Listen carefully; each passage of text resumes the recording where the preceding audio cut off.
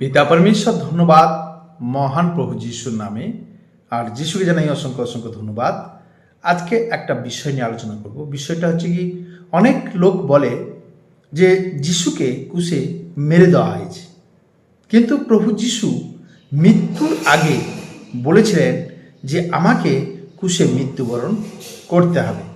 তাহলে এটা পরমেশ্বরের পরিকল্পনা অনুযায়ী প্রভু আমাকে পৃথিবীর প্রত্যেক মানুষকে বাঁচানোর জন্য কি করেছেন?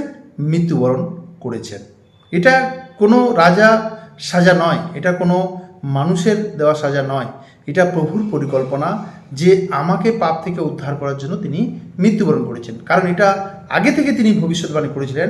আমরা যদি দেখি যে যিশু নিজের মৃত্যুর বিষয়ে বললেন, আমরা দেখব মথিলিখিত সুসমাচার 17 অধ্যায় 22 পদে বলছে, যিশু ও তার শিষ্যেরা একসঙ্গে যখন গালিলে ঘুরে বেড়াচ্ছিলেন, তখন যিশু তাদের বললেন, মানব পুত্রকে মানুষের হাতে তুলে দেওয়া হবে, তারা তাকে হত্যা করবে।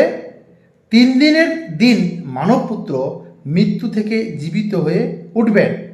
এতে শিষ্যরা খুবই দুঃখিত হলেন, কারণ প্রভু যিশু আগেই বলে গিয়েছিলেন যে আমাকে মৃত্যুবরণ করতে হবে, 3 দিনের পরে আমি আবার জীবিত হব।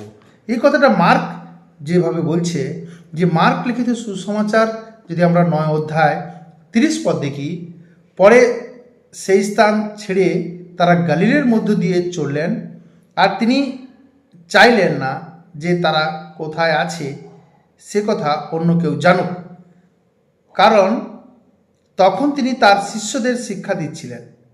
তিনি তাদের বললেন, মানব পুত্রকে লোকেদের হাতে তুলে দেওয়া হবে ও তারা তাকে হত্যা করবে, আর মৃত্যুর 3 দিন পরে তিনি বেঁচে উঠবেন। কিন্তু তারা সেই কথা বুঝলেন না এবং এই বিষয়ে তাকে জিজ্ঞাসা করতেও ভয় পেলেন। আর আমরা যদি দেখি লোকলিখিত সুসমাচার, আমরা 9 অধ্যায় যদি আমরা দেখি 44 পদ থেকে, আমি তোমাদের যা বলছি তা মন দিয়ে শোনো। শীঘ্রই মানবপুত্রকে মানুষের হাতে সঁপে দেওয়া হবে। কিন্তু এই কথার অর্থ কি শিষ্যরা তা বুঝতে পারলেন না। এটা তাদের কাছে গুপ্ত রয়ে গেল, তাই তারা এর কিছুই উপলব্ধি করতে পারলেন না। তাহলে প্রভু যিশুকে ক্রুশে কেউ দিতে পারবে না, কারণ উনি ঈশ্বর, কিন্তু উনি স্বেচ্ছায় আমাকে আপনাকে বাঁচানোর জন্য উনি কি করেছেন না, স্বেচ্ছায় উনি মৃত্যুবরণ করেছেন। কারণ আমরা যদি দেখি যে প্রথম করিন্থীয় 15 অধ্যায় আমরা 3 পদ যদি দেখি, আমি যে বার্তা পেয়েছি তা গুরুত্বপূর্ণ মনে করে তোমাদের কাছে পৌঁছে দিয়েছি। তার মানে সাধু পৌল যে বার্তাটা পরমেশ্বরের কাছ থেকে পেয়েছে সেটা গুরুত্ব মনে করে আমাদের কাছে পৌঁছে দিচ্ছে। সেগুলি এইরকম, শাস্ত্রের কথা মতো খ্রিস্ট আমাদের পাপের জন্য মরলেন। আমাদের পাপের জন্য মরলেন। আদমের পাপের কারণে পৃথিবীর প্রত্যেক মানুষ পাপী, আর সেই পাপের কারণে খ্রিস্ট আমাদের পাপের কারণে মরলেন এবং তাকে কবর দেওয়া হয়েছিল। আর শাস্ত্রের কথা মতো মৃত্যুর 3 দিন পর তাকে মৃতদের মধ্য থেকে জীবিত করা হলো। আর তিনি পিতরকে দেখা দিলেন এবং পরে সেই 12 জন প্রেরিতকে দেখা দিলেন। এরপর তিনি একসঙ্গে সংখ্যায় 500 বেশি বিশ্বাসী ভাই বোনের দেখা দিলেন।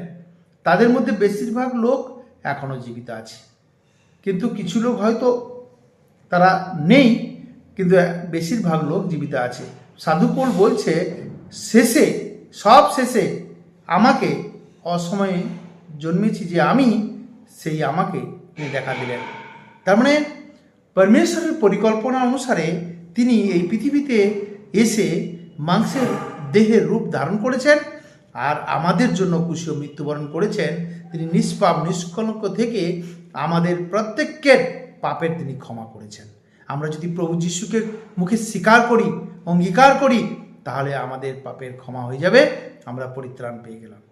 সেই জন্য প্রত্যেক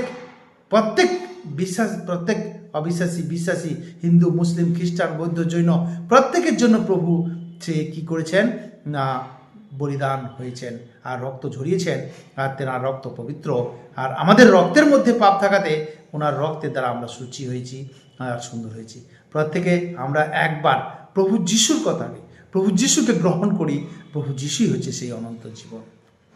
পিতা পরমেশ্বর ধন্যবাদ মহান প্রভু যিশুর নামে, আর যিশুকে জানাই অসংখ্য অসংখ্য ধন্যবাদ। Amen, hallelujah.